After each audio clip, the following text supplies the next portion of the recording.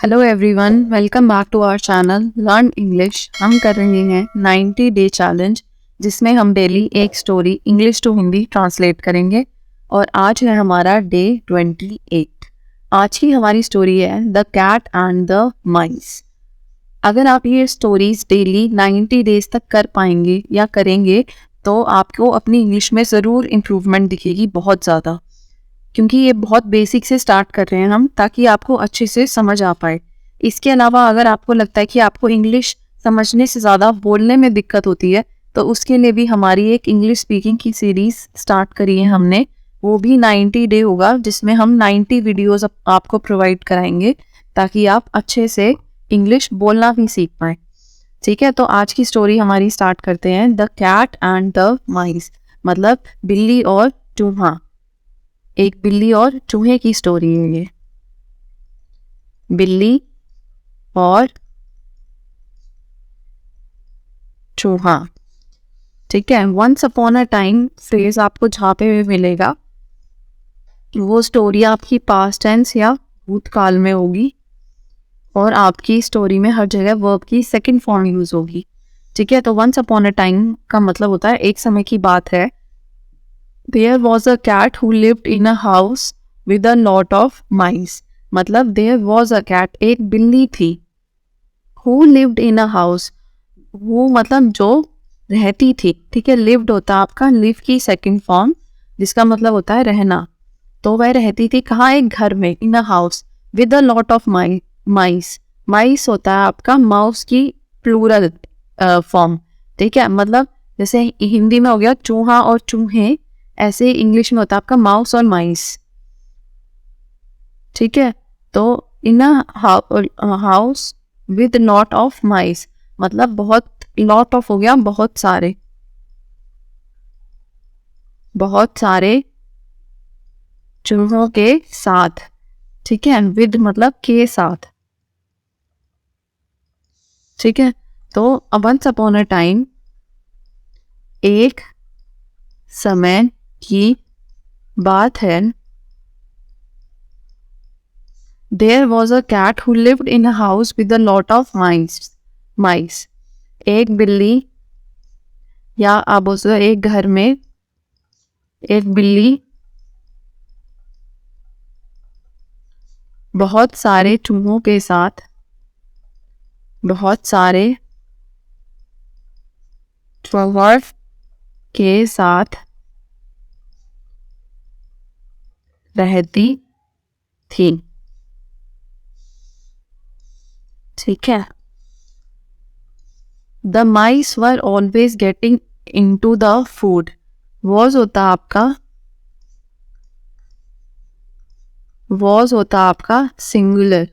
ठीक है, मतलब अगर कोई एक चीज की बात हो रही है तो वर होता आपका प्लूरल के साथ, मतलब मोर देन वन। ठीक है, एक से ज्यादा चीजों की बात हो रही है तो वर यूज होगा आपका। The mice were always getting, ठीक है, इनटू द फूड, मतलब वो खाने में घुसते रहते थे। ठीक है, गेटिंग इनटू द फूड हो गया आपका खाने में घुसना। गेट होता है वैसे कोई चीज लेना। ठीक है, गेट द वाटर मतलब पानी लेकर आओ, ऐसे। और ऐसे गेटिंग इनटू द फूड हो गया खाने में, इनटू हो गया के अंदर, खाने के अंदर घुसना। ऑलवेज हो गया आपका हमेशा। And the cat was always chasing them, और बिल्ली जो है वो हमेशा उनका पीछा ही करती रहती थी। चेजिंग है आपका चेज प्लस ING, और चेज का मतलब होता है आपका पीछा करना। तो चूहे जो है, चूहे हमेशा खाने में या खाने के अंदर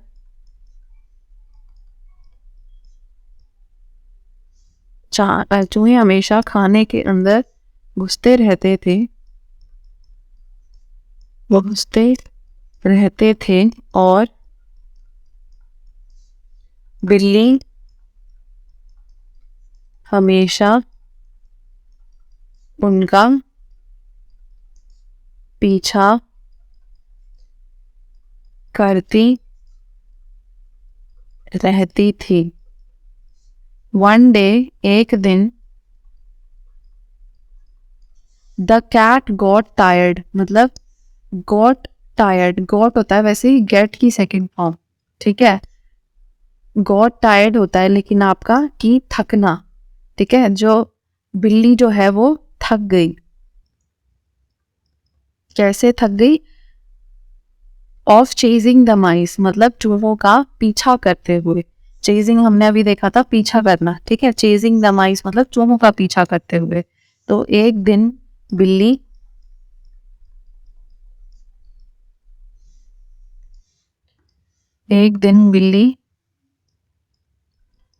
चूहों का पीछा करते हुए या करते करते थक गई।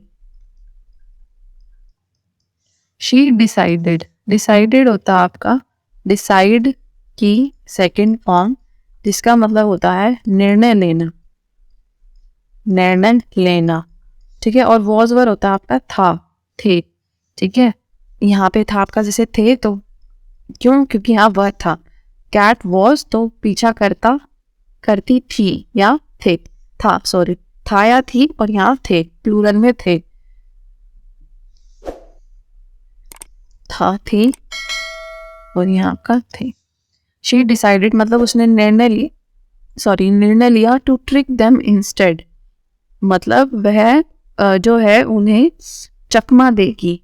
इंस्टेड होता है किसी चीज के बजाय, तो ये हो गया आपका इसके बजाय। इसके बजाय किसके? मतलब उसका पीछा करने की बजाय वह उन्हें चकमा देगी। ट्रिक देम मतलब चकमा देना।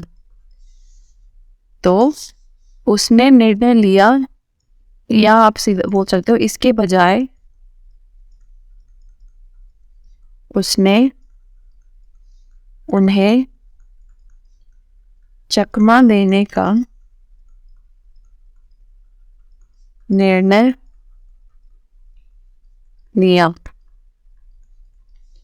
She went to the mice and said, वो चूहों के पास गई और बोली, ठीक है। वेंट होता आपका गो की सेकंड फॉर्म, जिसका मतलब होता है जाना, ठीक है। वो चूहों के पास गई और बोली, I am tired of chasing you, मतलब मैं तुम्हारा पीछा करके थक गई हूँ, ठीक है। आई के साथ एम ही लगता आपका। टायर्ड ऑफ मतलब थक गई हूँ तुम्हारा पीछा करते हुए। I will make a deal with you, मतलब मैं तुम्हारे साथ एक डील करने को, सौदा करने को बोल लो आप, या समझौता। मैं तुम्हारे साथ एक समझौता या सौदा करने को या मैं तुम्हारे साथ एक सौदा करना चाहती हूँ। मेक का मतलब होता है वैसे बनाना कोई चीज, ठीक है। विल होता है आपका फ्यूचर टेंस में यूज, मतलब आगे के लिए मैं तुम्हारे साथ एक समझौता करना चाहती हूँ। If you promise not to eat my food, मतलब अगर तुम वादा करो, ठीक है। प्रॉमिस होता है वादा करना, या अगर तुम वचन दो कि तुम मेरा खाना नहीं खाओगे, not to eat my food. If होता है यदि या अगर, ठीक है। I will not chase you मतलब मैं तुम्हारा पीछा नहीं करूंगी। तो वह चूहा के पास जाकर बोली, या बोल सकते हो वह चूहों के पास गई और बोली, मैं तुम्हारा पीछा करके थक गई हूँ। I am tired of chasing you, मैं तुम्हारा पीछा करके, या आप बोल सकते हो मैं तुम्हारा पीछा करते हुए थक गई हूँ,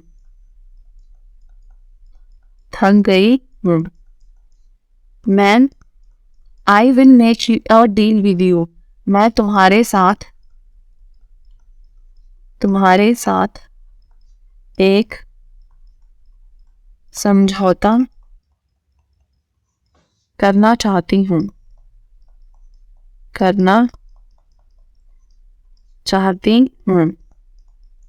ठीक है। If you promise not to eat my food, अगर तुम मुझे वचन दो, या अगर तुम वादा करो कि मेरा खाना नहीं खाओगे, अगर तुम मुझे वचन दो कि मेरा खाना नहीं खाओगे, आई विल नॉट चेज यू, मैं तुम्हारा पीछा नहीं करूंगी, मैं तुम्हारा पीछा नहीं करूंगी। द माइस वर हैप्पी, चूहे जो थे वो बहुत खुश थे। टू अग्री, मतलब वह सहमत होने के लिए, सॉरी, ये होता आपका अग्रीमेंट, होता आपका सहमति। ठीक है, वो मतलब वह मान गए और वो बहुत खुश थे उस चीज से। The mouse were happy to agree, चूहे मतलब सहमति के लिए खुश थे, सहमति करने को तैयार थे या सहमति को खुश थे। दे थॉट, मतलब उन्होंने सोचा। थॉट होता आपका थिंक की सेकेंड फॉर्म, जिसका मतलब होता आपका सोचना। तो उन्होंने सोचा कि दे हैड फाइनली, मतलब उन्होंने फाइनली मतलब आखिरकार, आखिरकार आउटस्मार्टेड द कैट, मतलब उन्होंने होशियार, मतलब उसने एक तरह से चतुरता में उसे हरा दिया। ठीक है, they have finally outsmarted the cat, उन्होंने, स्मार्ट होता है आपका चतुर, आउटस्मार्टेड होता है आपका कि उसको किसी चीज को चतुरता में मात देना। ठीक है, चतुरता में मात देना या चतुरता में हराना, या सिंपल आप बोल सकते हो आउटस्मार्टेड कि मतलब वो उसको मतलब होशियारी से उन्होंने उसे हरा दिया। उन्हें लगा, दे थॉट, या उन्होंने सोचा, उन्होंने सोचा कि they had finally outsmarted the cat, कि आखिरकार, आखिरकार उन्होंने, आखिरकार उन्होंने बिल्ली को, बिल्ली को चतुरता में मात दे दी, या चतुरता में उसे हरा दिया। The next day the cat went to the mice and said, अगले दिन बिल्ली जो है वो चूहे के पास गई। Went to the mice, went होता आपका गो की सेकेंड फॉर्म और सादा होता है जाना। तो बिल्ली चूहे के पास गई और बोली, आई एम हंग्री, मुझे भूख लगी है या मैं भूखी हूँ। Can I have some of your food, क्या मैं तुम्हारा थोड़ा खाना खा सकती हूँ। सम होता आपका थोड़ा, ठीक है, तो क्या मैं तुम्हारा थोड़ा खाना खा सकती हूँ। ये हो गया आपका अगले दिन, अगले दिन बिल्ली चूहों के पास गई और बोली, आई एम हंग्री, मतलब मैं भूखी हूँ, क्या मैं तुम्हारा थोड़ा भोजन खा सकती हूँ। सकती हूँ किस लिए, क्योंकि यहाँ कैन यूज हो रखा आपका। ठीक है, क्या मैं तुम्हारा थोड़ा भोजन खा सकती हूँ, कैन आपका सकती की सेंस में आता है, सकता हूँ, सकती हूँ। The mice were hesitant, hesitant, hesitant होता आपका दुविधा। ठीक है, हेजिटेंट मतलब दुविधा में पड़ा हुआ, मतलब वो दुविधा में आ गए। बट दे अग्रीड, लेकिन वो मान गए। अग्रीड होता आपका अग्री की सेकंड फॉर्म, जिसका मतलब होता है मानना। चूहे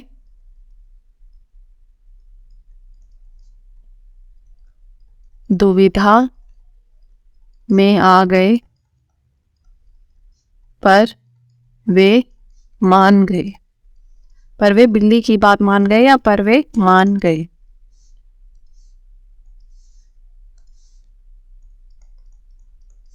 they thought that they could not trust the cat. Sorry, they thought that they could trust the cat. मतलब उन्होंने सोचा, थिंक की सेकंड फॉर्म होता है थॉट और इसका मतलब होता है सोचना। तो उन्होंने सोचा कि they could trust the cat, मतलब वो बिल्ली पर भरोसा कर सकते थे। उन्होंने सोचा कि वे बिल्ली पर भरोसा कर सकते थे। The cat ate the mice's food, मतलब एट होता है आपका ईट की सेकंड फॉर्म, जिसका मतलब होता है खाना। तो उन्होंने बिल्ली ने खा लिया क्या? चूहों का खाना। माइसिस फूड मतलब चूहों का खाना। एंड देन मतलब और फिर she chased them all around the house, और फिर इसने पूरे घर में, ऑल अराउंड द हाउस मतलब पूरे घर में या घर में चारों तरफ, घर में चारों तरफ उनका पीछा किया। चेस्ड मतलब पीछा करना, ठीक है। और ये है आपका चेज की सेकंड फॉर्म। तो बिल्ली ने चूहों का खाना खा लिया। बिल्ली ने चूहों का खाना खा लिया और फिर उसने पूरे घर में या घर में चारों तरफ उनका पीछा किया, ठीक है। चेस्ड देम, पीछा किया। The mice were very angry, मतलब चूहों को बहुत गुस्सा आया, ठीक है। एंग्री होता है आपका गुस्सा, बहुत गुस्सा आया। They had been tricked by the cat, tricked होता है धोखा देना, ठीक है। वो होता है आपका ट्रिक की सेकंड फॉर्म, ठीक है। ट्रिक वैसे चालाकी भी होता है, ठीक है। मैजिकल ट्रिक भी होती है, ठीक है। तो they had been tricked by the cat, मतलब बिल्ली ने जो है उन्हें धोखा दिया था, चकमा दिया था। धोखा देना या चकमा देना। तो चूहे जो है वो बहुत गुस्से में थे। चूहे बहुत गुस्से में थे। They had been tricked by the cat, उन्होंने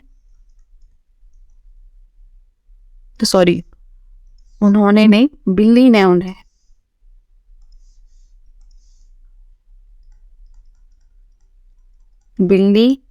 उन्हें धोखा दिया था। आप भैया बोलो, चकमा दिया था। The mice learn that it is important to be careful of what you wish for. तो माइस लर्न होता आपका लर्न की सेकंड फॉर्म, मतलब सीखना। तो चूहों ने सीखा कि इट इज इम्पोर्टेंट मतलब यह बहुत महत्वपूर्ण है, या बहुत जरूरी है। क्या? To be careful of what you wish for, मतलब सावधान रहना। केयरफुल होता है सावधान रहना। कब?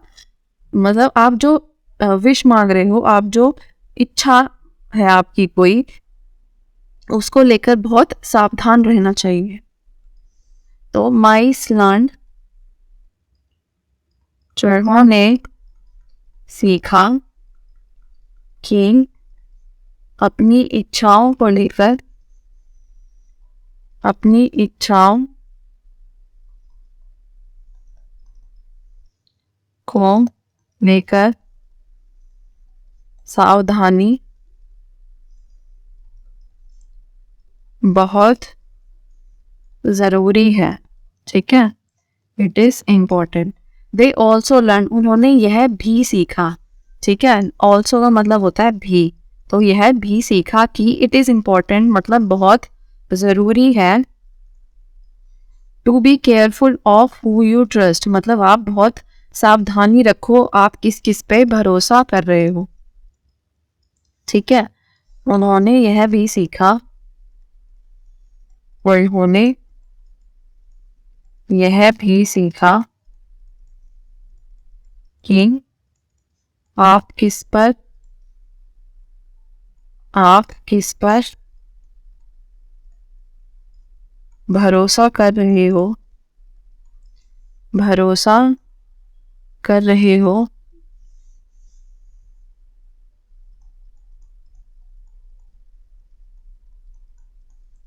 उसमें भी सावधानी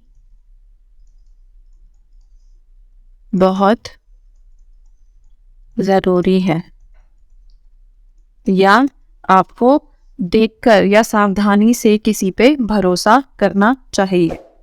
यहाँ हमारी ये स्टोरी फिनिश होती है। नेक्स्ट क्लास में हम देखेंगे नेक्स्ट स्टोरी।